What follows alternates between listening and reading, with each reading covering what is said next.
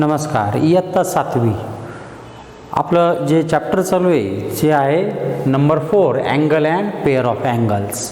मागच्या भागामध्ये आपल्याला आठवत असेल तर काय पाहिलं, ॲडजसंट अँगल ज्यांच्यामध्ये एकच कॉमन साईड असते आणि कॉमन व्हर्टेक्स असतो का त्याला काय म्हणतात, ॲडजसंट अँगल.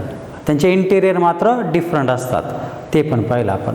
त्याच्यानंतर कॉम्प्लिमेंटरी अँगल पाहिलं. कॉम्प्लिमेंटरी अँगल कसे राहतात, ज्या दोन कोनांची बेरीज 90 डिग्री असते. The sum of measure of angle two angles is 90 degree then they are called complementary angle. म्हणजे बेरीज 90 पाहिजे.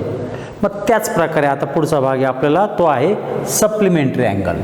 सप्लिमेंटरी म्हणजे काय, का ज्या दोन कोनांची बेरीज 180 अंश असते. जसं लिनियर पेअरची बेरीज 180 अंश असते, हे आपण ऐकलेलं आहे, पाहिलेलं आहे. त्याच पद्धतीने फक्त लिनियर पेअर कसे राहतात, या पद्धतीने राहतात, एका रेषेवर असतात. पण इथं असा काही नियम नाही. दोन कोणते पण अँगल का ज्यांची बेरीज किती पाहिजे, 180, त्याला काय म्हणायचं, सप्लिमेंटरी. सप्लिमेंटरी म्हणजे मराठीमध्ये त्याला पूरक कोन म्हणतात.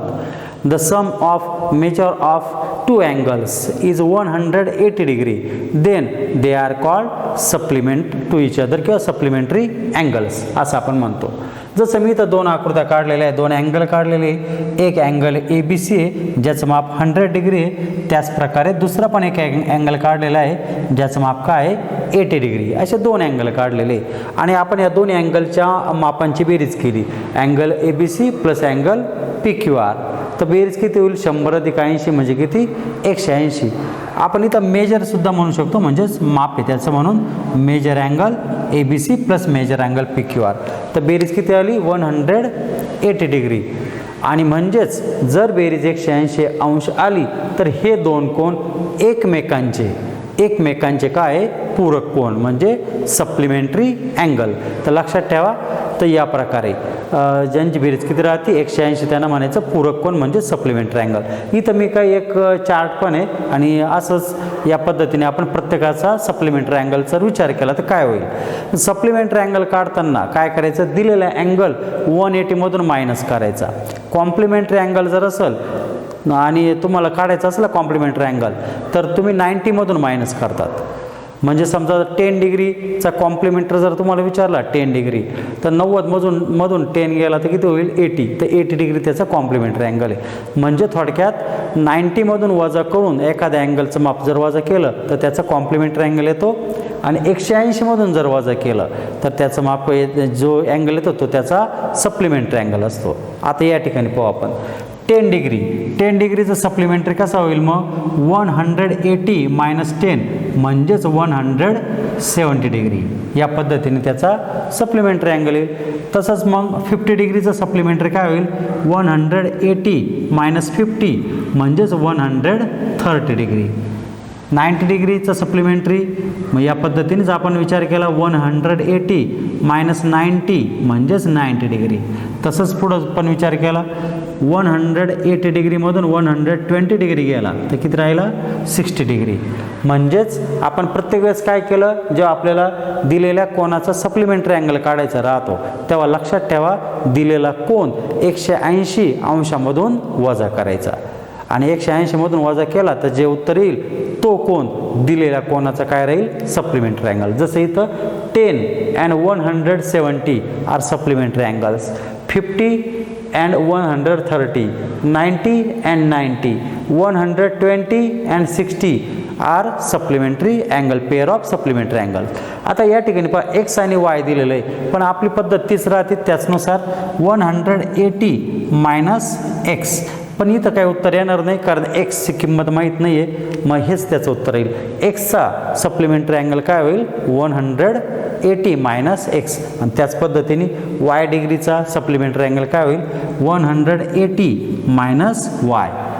या पद्धतीने सप्लिमेंटरी अँगल. आता मागच्या वेळेस कॉम्प्लिमेंटरी पाहिलं होतं, समजा मी यांचेच कॉम्प्लिमेंटरी तुम्हाला विचारली, कॉम्प्लिमेंटरी अँगल तर काय होईल ते पण पाहू आपण.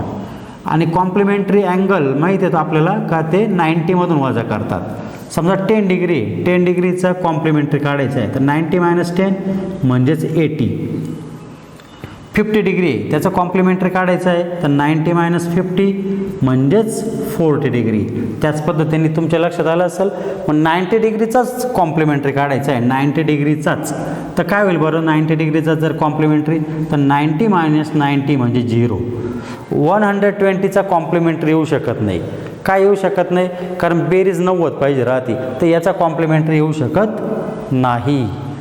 लक्षात ठेवा, कॉम्प्लिमेंटरी अँगल जर विचार केला तर दोन्ही पण ॲक्यूट अँगल असतात, आहे की नाही? दोन्ही ॲक्यूट, कारण दोघांची बेरीज 90 राहते, म्हणजे दोन्ही ॲक्यूटच अँगल राहतील, याच्यातून लक्षात येतं.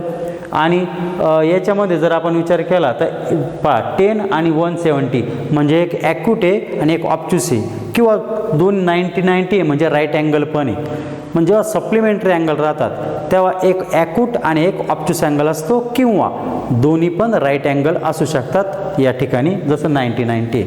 पण जेव्हा कॉम्प्लिमेंटरी अँगल असतात, जेव्हा कॉम्प्लिमेंटरी, तेव्हा दोन्ही अँगल हे ॲक्यूट अँगलच असतात, हे पण लक्षात ठेवा. आता या ठिकाणी 180 तर शक्य नाही आहे, तर एक्सचा जर विचार केला तर करू शकतो, पण याच पद्धतीने 90 मायनस एक्स आणि या ठिकाणी 90 मायनस वाय. तर या पद्धतीने मी कॉम्प्लिमेंटरी पण दिलेले अँगलचे 1 2 3 4 5 आणि 6 हे 6 अँगल होते. या 6 अँगलचे आपण कॉम्प्लिमेंटरी पण काढले आणि सप्लिमेंटरी पण तयार केले. तर या पद्धतीने कॉम्प्लिमेंटरी आणि सप्लिमेंटरी, आणि परत एकदा सांगतो, कॉम्प्लिमेंटरी म्हणजे ज्या दोन कोणाची बेरीज 90 डिग्री असते, सप्लिमेंटरी म्हणजे ज्या दोन कोणाची बेरीज किती राहते 180 डिग्री.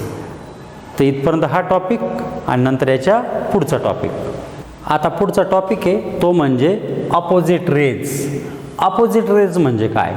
म्हणजे एकाच रेषेवर असणारे पण परस्पर विरुद्ध असणारे असे जे रे असतात त्यांना म्हणतात अपोजिट रे.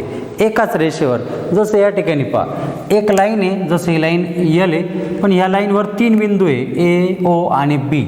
आणि आपण ओ पासून जर विचार केला, ओ पासून, तर ओच्या उजव्या बाजूला आणि ओच्या डाव्या बाजूला अशा 2 रे तयार झालेले आहे. म्हणजेच रे ओ बी आणि रे ओ ए. उजव्या बाजूला रे ओ बी आहे आणि डाव्या बाजूला काय आहे रे ओ ए. दोघांचा ओरिजिन म्हणजेच आरंभबिंदू ओ आहे, आणि मग दोन्ही पण एकाच रेषेवर आहे. आणि एकाच रेषेवर असणारे, एकच आरंभबिंदू असणारे असे 2 रे असतील तर त्याला म्हणतात अपोजिट रेज. म्हणजेच ray O A and ray O B are opposite rays. समजा ते रे नसतील तर अँगल तयार होतो.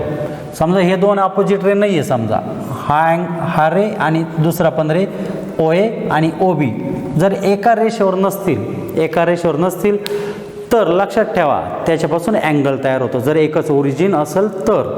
मग एका रेषेवर नसेल आणि एकच ओरिजिन असेल तर म्हणजेच ते अपोजिट रे नसतील तर त्या आकृतीला आपण अँगल असं म्हणतो.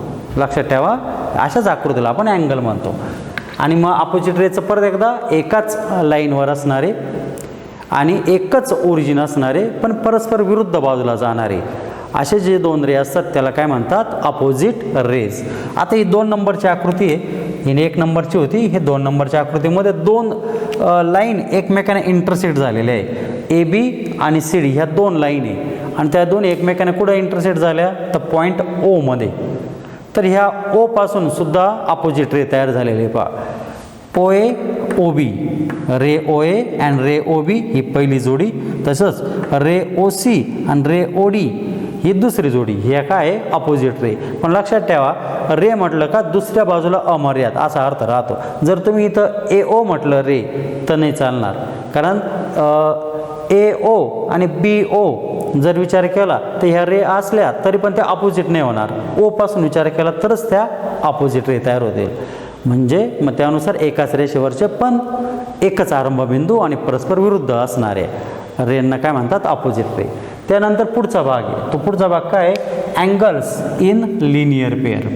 लिनियर पेअर म्हणजे रेषीय जोडी. जसं याच ठिकाणी पहा, angle A O D, angle B O D हे 2 अँगल एका रेषेवर आहे. या बाजूला पण हे 2 अँगल तयार होतील, या बाजूला पण आणि त्या बाजूला. म्हणजेच एकाच रेषेवर तयार होणारे 2 ॲडजसंट अँगल. एकाच रेषेवर तयार होणारे पण कसे 2 ॲडजसंट अँगल. जसं इथं पहा, एकाच रेषेवर तयार झालेले आणि हे 2 ॲडजसंट अँगल आहे. या दोघांचे कॉमन आर्म काय पहा बी सी. आणि बी हा त्यांचा कॉमन व्हर्टेक्स पण आहे का नाही. मग अशा प्रकारच्या अँगलला म्हणतात अँगल इन लिनियर पेअर, एका रेषेवरचे पण ॲडजस्टंट असणारे यांना म्हणतात लिनियर पेअर. आणि याचं पण वैशिष्ट्य काय राहतं पहा, या दोघांची पण बेरीज किती राहते 180. कारण एक लाईन जर आपण म्हटलं एक लाईन म्हणजे स्ट्रेट लाईन, तिचं माप राहतं 180 अंश आणि एका रेषेवरच हे दोन कोण तयार झालेले आणि म्हणून या दोघांची पण बेरीज राहते 180. मग आपण असं म्हणू शकतो का लिनियर पेअर हे सप्लिमेंटरी असतात, कारण सप्लिमेंटरी म्हणजे बेरीज 180. मग लिनियर पेअर कसे असतात, सप्लिमेंटरी. तर ॲडजस्टंट अँगल लिनियर राहतील पहा. म्हणजे तुम्हाला असे पण काही प्रश्न असतात का लिनियर हे ॲडजस्टंट राहतील का, राहतील. लिनियर हे ॲडजस्ट नाही. बरं लिनियरमध्ये पण एक ॲक्यूट अँगल आणि एक ऑब्च्युस अँगल राहतो किंवा दोन्ही राईट अँगल पण राहू शकतात. मग अशा प्रकारचे पण काही प्रश्न तुम्हाला विचारतात, पुस्तकामध्ये पण ते दिलेले, ते पण तुम्ही सॉल्व करा. तर आपण आता 2 टॉपिक पाहिले, अपोजिट रे आणि दुसरा म्हणजे लिनियर पेअर. परत सांगतो, लिनियर पेअरची बेरीज किती राहते 180 डिग्री, म्हणजेच लिनियर पेअर्स आर सप्लिमेंटरी. आता इतकेच जे आपण पाहिलं त्या 2 गोष्टी पाहिल्या त्या म्हणजे अपोजिट रे आणि लिनियर पेअर. आता व्हर्टिकली अपोजिट अँगल आपण शिकण्याआधी तुम्हाला ही आकृती इतक्यात मी काढली होती जी अपोजिट रेमध्ये होती. 2 रेषा एकमेकांना इंटरसेक्ट झाल्या का काय होतात, अपोजिट रे तयार होतात. OA OB तसंच OC आणि OD या अपोजिट रे तयार होतात, हे पाहिलं होतं. तसं लिनियर पण पाहिलं होतं का एका रेषेवरचे पण ॲडजस्टंट अँगल असतील तर त्यांना काय म्हणतात, तर ते लिनियर राहतात आणि त्यांची बेरीज 180 राहते. तर आपण ते 2 भाग पाहिले होते. आता व्हर्टिकली अपोजिट अँगल काय पहा, याची एक प्रॉपर्टी. पहिल्यांदा व्हर्टिकली अपोजिट अँगल कोणाला म्हणतात, जे परस्पर विरुद्ध असतात, परस्पर विरुद्ध. मग 2 रेषा जेव्हा एकमेकांना छेदतात, आपल्याला माहिती आहे अपोजिट रे तयार होतात, पण त्याच वेळेस इथं अँगल पण तयार होतात पहा. एकूण 4 अँगल तयार होतात. जर अँगलचं नाव आपल्याला वाचायचं आहे, O हा त्याचा व्हर्टेक्स, प्रत्येक अँगलचा O हाच व्हर्टेक्स राहील आणि मग त्यानुसारच अँगलचं नाव वाचलं जाईल. म्हणजेच angle AOD, angle DOB, angle BOC आणि अँगल COA या पद्धतीने 4 अँगल आहे. म्हणजे अँगलच्या 2 जोड्या तयार होतात असं म्हटलं तरी चालतं. पण अशा 2 जोड्या का ज्या एकमेकांच्या विरुद्ध असतील त्यांनाच व्हर्टिकली अपोजिट अँगल म्हणतात, विरुद्ध कोण. जसं पहा आपण हे 2 अँगल म्हटलं ते हे लिनियर होतील का नाही, कारण इतक्यात पाहिलं एका रेषेवरचे आणि एकच ॲडजस्टंट असणारे म्हणजेच एकच कॉमन आर्म असणारे असे 2 रे असतील, 2 अँगल असतील तर त्याला काय म्हणतो आपण, लिनियर पेअर. मग हे दोन्ही लिनियर आहे. ह्या रेषेवरचे हे 2 कोण आणि AB रेषेवरचे सुद्धा हे 2 कोण आहे, हे पण लिनियर. DC रेषेवरचे पण हे 2 कोण आहे, ते पण लिनियर. आणि परत AB रेषेवर हे 2 कोण आहे, जे लिनियर आहे.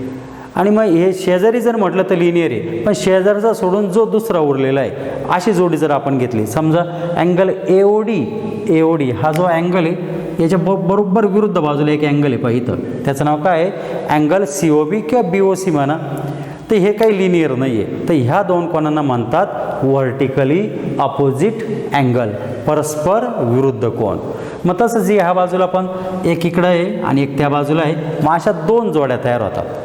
जेव्हा 2 रेषा एकमेकांना छेदतात म्हणजेच 2 इंटरसेक्टिंग लाईन्स असतील तेव्हा परस्पर विरुद्ध कोण तयार होतात आणि त्या 2 जोड्या तयार होतात. आणि त्यांच्या काय जोड्या होतात त्या आपण पाहू. नंबर 1 अँगल AOC अँड त्याची जोडी काय होईल, मग अँगल AOC म्हटलं तर त्याच्या विरुद्ध काय पहा, अँगल DOB ही त्याची परस्पर विरुद्ध जोडी.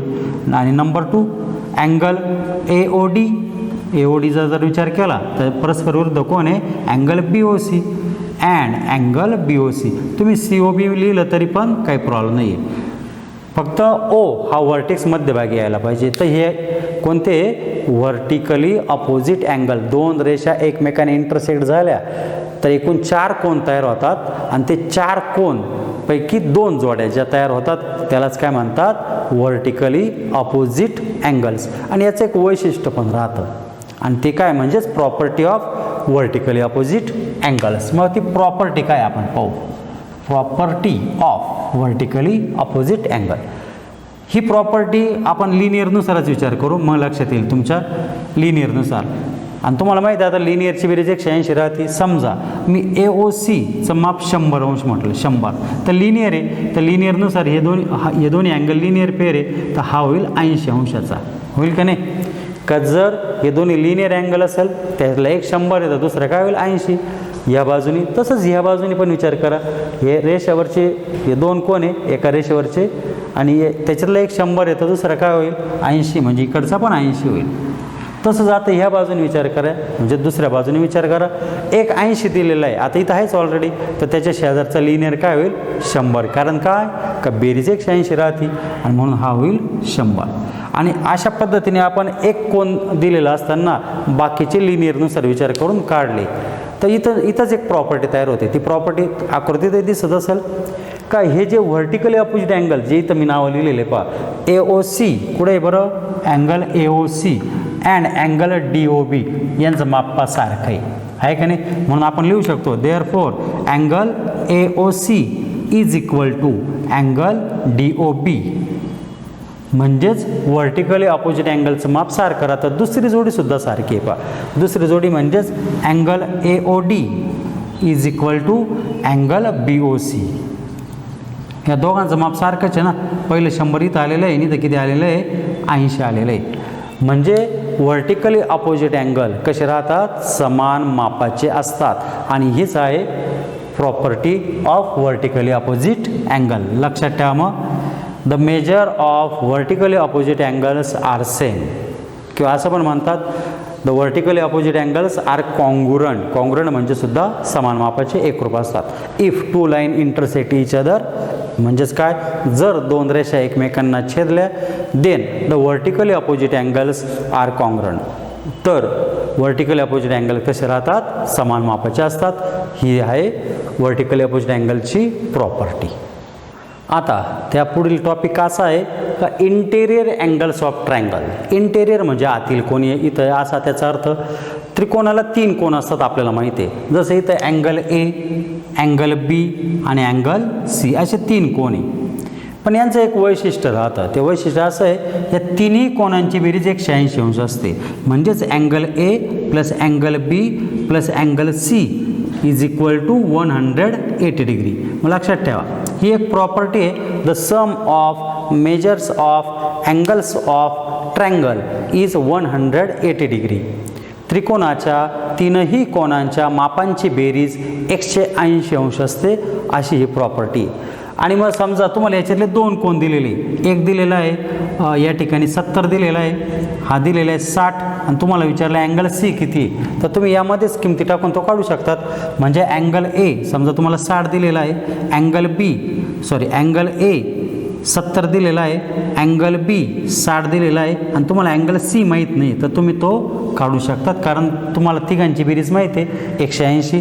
मग ह्या दोघांची बेरीज केली 130 होईल अधिक अँगल C बरोबर 180 आणि पुढं माहिती आहे तुम्हाला काय करणार 130 अधिक आहे तिकडं आता काय होईल वजा होईल. म्हणजेच angle C is equal to 180 minus 130 म्हणजेच किती आला तो अँगल C आला 50 डिग्री.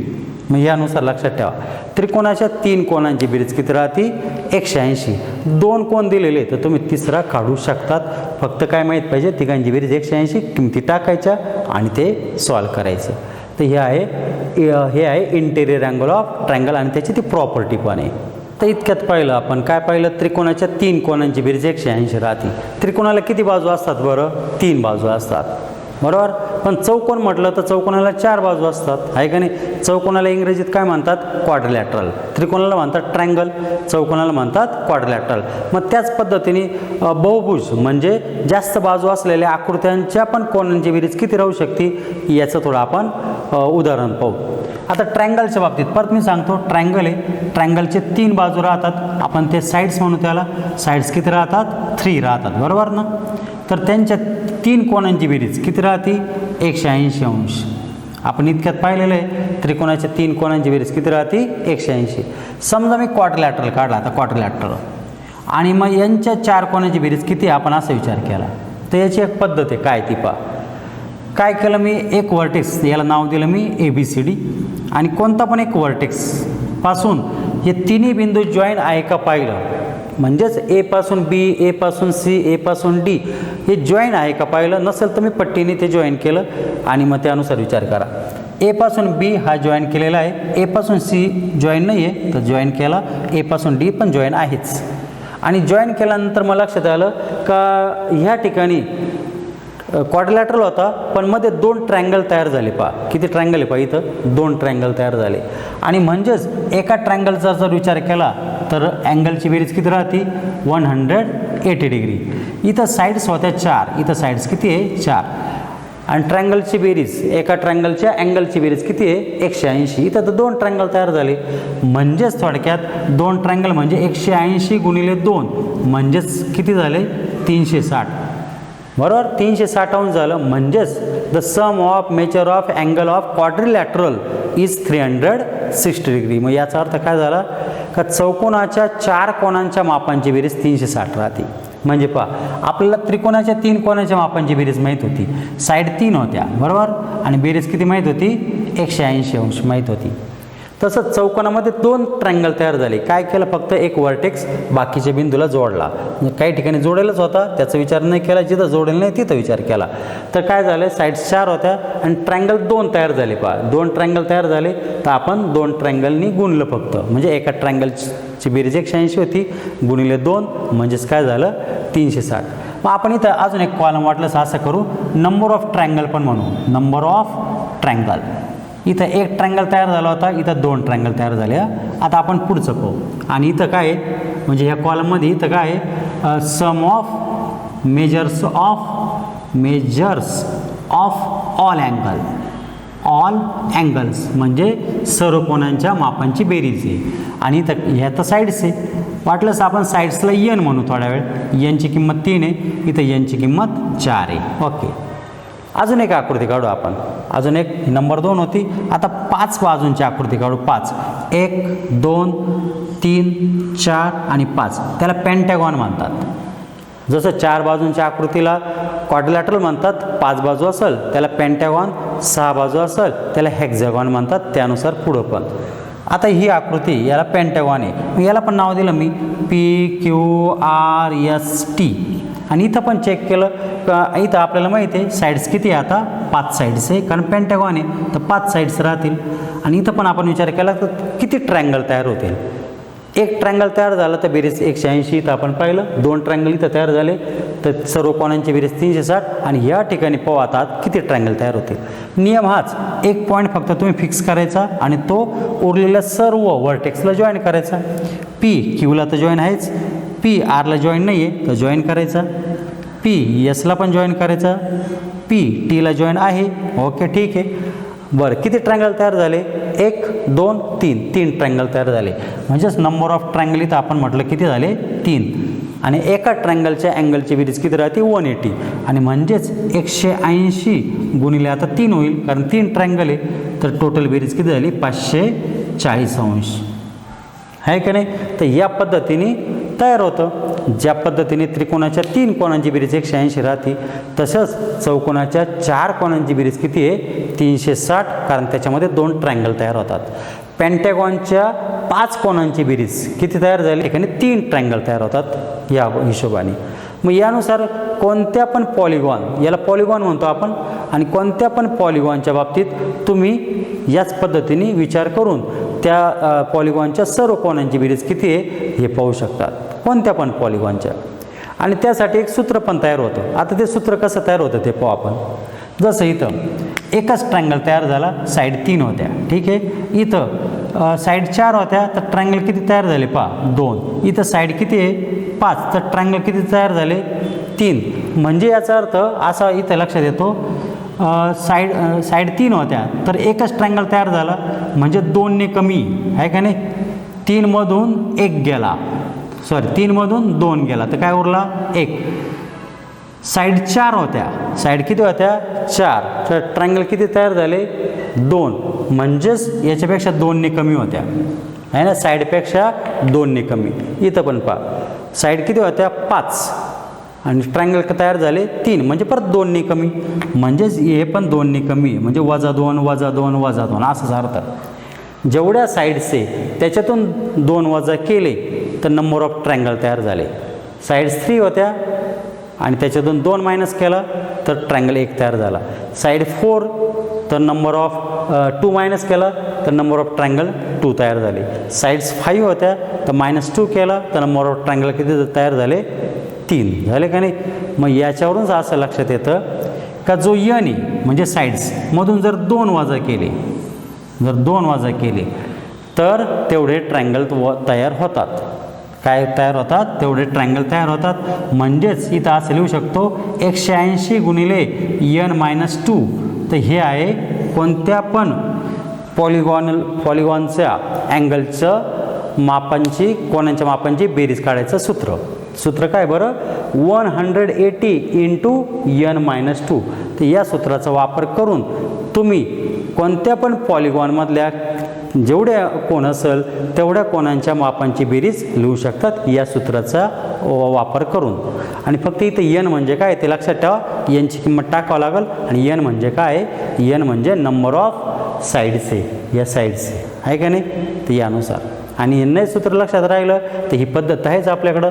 एक वर्टेक्स काय करायचा, बाकीच्यांना जोडायचा आणि किती ट्रायंगल तयार होतील ते पाहायचं. जेवढे ट्रायंगल तयार होतील ते ट्रायंगल म्हणजे 3 ट्रायंगल तयार होऊ नये तर 4 तर 180ने त्याला गुणायचं आहे का नाही. या पद्धतीने पण दिलेल्या बहुभुजमधल्या अँगलची बेरीज काढता येते. त्यात जो टॉपिक पाहिला तो फक्त पुस्तकामध्ये एक चार्ट आहे त्यासाठीच होता का माहिती म्हणून का तुम्हाला कोणत्याही बहुभुजामधले जेवढे अँगल असेल तेवढ्या कोणांची बेरीज किती येऊ शकते त्याची फक्त माहिती त्यामध्ये दिलेली आहे आणि त्या सूत्रानुसार तुम्ही काढू शकता. आता प्रकरणामधला शेवटचा टॉपिक म्हणजे एक्सटेरियर अँगल ऑफ ट्रायंगल, त्रिकोणाचा बाह्य कोन. जो कोन त्रिकोणाच्या आंतरकोनाशी रेषीय जोडी करतो त्याला म्हणतात त्रिकोणाचा बाह्य कोन. म्हणजे इंटिरियर अँगलशी लिनियर पेअर जो करतो त्याला म्हणायचं एक्सटेरियर अँगल ऑफ ट्रायंगल. जसं या ठिकाणी पहा त्रिकोण ABC आहे ज्याचे 3 कोन आहे, अँगल A, अँगल B आणि अँगल ACB. इथं 3 अक्षर नाव का घ्यायचं? कारण इथं 2 कोन तयार होतात, एक आतील आणि एक बाहेर, म्हणून 3 अक्षर नाव घेतो. आणि मग हा जो अँगल ACB आहे तो आतील कोन आहे पण त्याला खेटून एक अँगल दिलेला आहे जो लिनियर करतोय म्हणजे त्याचं नाव काय आहे? Angle ACD. हा लिनियर करतो आणि लिनियर कोणांची बेरीज माहिती आहे आपल्याला किती राहते? 180 अंश.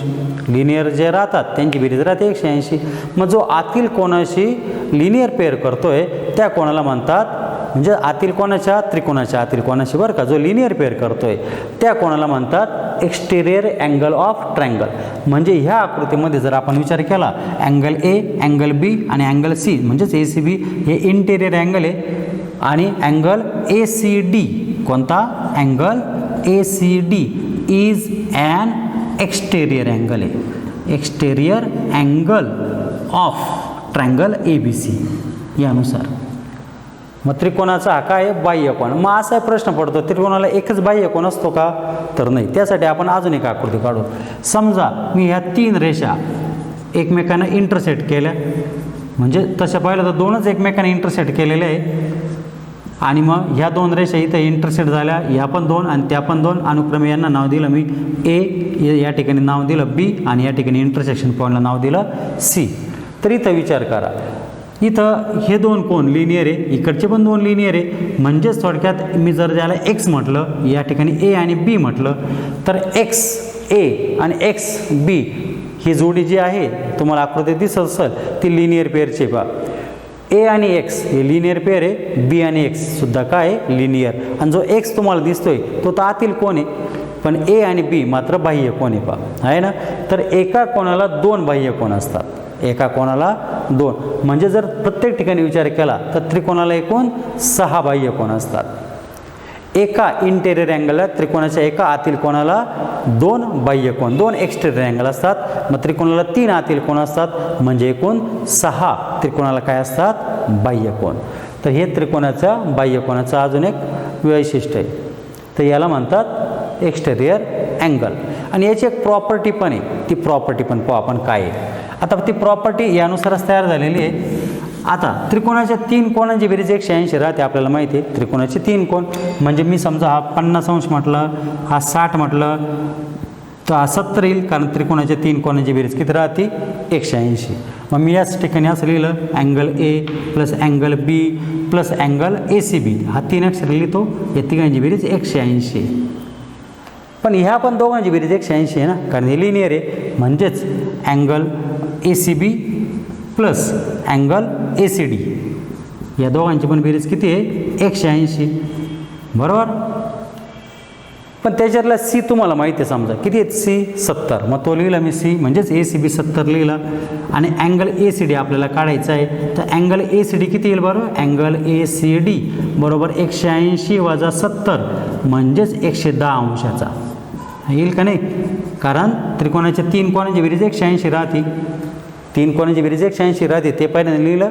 नंतर हा 70 आहे, तर हा जो बाह्य कोण आहे म्हणजेच तो लिनियर असल्यामुळे त्याचं माप किती आलं 110 अंश. आणि याच्यानुसारच एक प्रॉपर्टी तयार झाली पहा. आता ती प्रॉपर्टी काय पहा, ती प्रॉपर्टी अशी आहे, हे जे दोन कोण तुम्हाला दिसतात ते कोण आहे A आणि B, आणि इकडे आहे हा बाह्य कोण म्हणजे ACD. तर हे दोन इंटेरियर अँगल आहे, त्यांची बेरीज आणि बाह्य कोणाचं माप सारखं आहे. आकृती दिसते पहा, A आणि Bचं मापाची बेरीज करा आणि ह्या बाह्य कोणाचं माप पहा, सारखं आहे का नाही. म्हणजेच याला रिमोट इंटेरियर अँगल पण म्हणतात बरं का. म्हणजे याचं एक वैशिष्ट्य काय आहे, मग याचं वैशिष्ट्य असं आहे, the measure of exterior angle is equal to the sum of measure of its remote interior angle. The measure of and exterior angle is equal to the sum of measure of its remote interior angle. म्हणजे त्रिकोणाच्या बाह्य कोणाचं माप त्याच्या दूरस्थ आंतरकोनांच्या बेरजेइतकं राहतं. दूरस्थ आंतरकोन कोणते, हा शेजारचा सोडून उरलेले दोघं त्यांचे बेरजेइतकं कोणाचं माप राहतं, बाह्य कोणाचं माप. मग यानुसार पण आपण असं लिहू शकतो, यानुसार आपण असं एक लिहू शकतो का अँगल ACD म्हणजेच angle A plus angle B. तर हे ते वाक्यानुसार ते तयार होतं. म्हणजे ही प्रॉपर्टी त्यानुसार हे तयार होतं का ACDचं माप A आणि Bच्या मापा इतकं राहतं. तर हे होतं एक्सटेरियर अँगल प्रॉपर्टी. या पद्धतीने हे प्रकरण संपलं. या प्रकरणामध्ये आपण काय काय पाहिलं, आपण पेअर्स पाहिले सर्व, म्हणजे अँगलचे पेअर म्हणजेच ॲडजस्टंट अँगल, नंतर कॉम्प्लिमेंटरी, नंतर सप्लिमेंटरी, नंतर लिनियर पेअर, तसं मध्ये अपोजिट रे पण पाहिलं, व अपोजिट अँगल पण पाहिले, व्हर्टिकली अपोजिट अँगल, आणि नंतर ट्रायंगलच्या 3 कोणाची बेरीज 180. नंतर पॉलिगॉनच्या पण आपण विचार केला का कोणाची बेरीज किती राहू शकते, त्यानुसार पण सूत्र आपण तयार केलं होतं. एक्सटेरियर अँगल पाहिलं आणि ही त्याची प्रॉपर्टी पण एक्सटेरियर अँगलचं माप त्याच्या दूरस्थ आंतरकोनांच्या बेरजेइतकं राहतं. तर अशा पद्धतीने हे प्रकरण पूर्ण झालं. जी एक्झरसाईज आहे तुम्ही काय करा ती सॉल्व करा.